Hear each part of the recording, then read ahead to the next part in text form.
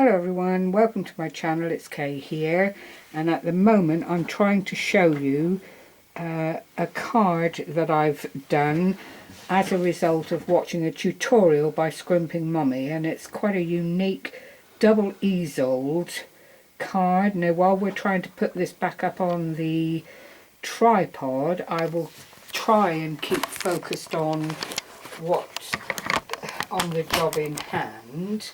This is the second time of trying, and unfortunately when we went to print the first time it was upside down, so I hope we've got it right this time. But this is a very nice view now. Sorry, I'm going to have to move a little bit of the overhead view of this card, and you will see what actually makes it quite unique. Unlike other easel cards where there's a raised plinth to rest the edge of the card into, this has got a triangular stand which also lets you put a rather nice image on the front, so you've actually got in effect a triple picture. If I show you this from the profile, you can see the triangle there very clearly, and if I undo it you'll see that it's got a very lovely tab which tucks in under a little discreet band which holds it all together, so there's no need for foam tape or glue or anything like that once the base is done. I will link the tutorial below this video so that you can see it in all its glory, because it is seasonally a very versatile card. You could put almost any sentiment on the card: anniversaries, birthdays, whatever pleased you really. So, and you will have noticed again that I have used the Winter Shabby Blues, beg your pardon. This will be the last video I do sharing my DT work for this kit. I think I've pretty well exhausted, for the time being, things that I have got time to do and I'm inspired to do with the kit, but it truly has been wonderful working on it.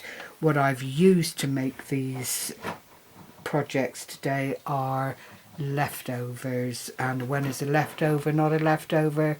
When it becomes part of a project. So it seemed very important to utilize the bits that I have got left from the kit. There is still a little bit more, but I don't want to bore everyone with the same theme and the same kit, because I'm sure a lot of my subscribers have already gone and bought the kit in their own right. What I also made with leftovers are these rather lovely A.T.Cs. I've just used Tim Holtz wordage to make a little feature of them. I've not added anything other than the black card and stickles. I wanted the papers to speak for themselves, and I think they do really beautifully. There's another one there, absolutely gorgeous. And A.T.C cards, artist trading cards, are a huge favourite time and time again, so it doesn't hurt to have a few extra in your stash. There's the little girl again that features heavily. She is so pretty and lends herself beautifully to being stickled. And then finally my most favourite image, because it is just subtle and really beautiful, especially with the stickles on it. That's the fourth one. And then as a final hurrah, I went on to make the postcard. I love these postcards, and I've used the Tim Holtz postcard stamp on the back, one of a set. I think there are about 7 altogether, don't quote me, but there are quite a few in the pack. And so this I would either send out, or depending on how the draw goes, I might even add a few extra bits into the draw. And I've also got other postcards that I've made, and if I'm sending them out, what I usually do is coat them with an acrylic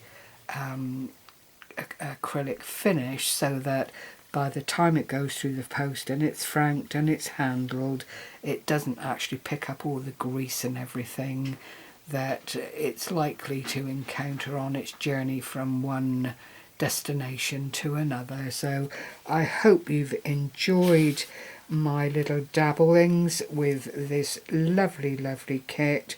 I hope you've gone and checked it out. As I say, I will leave a link to this wonderful card.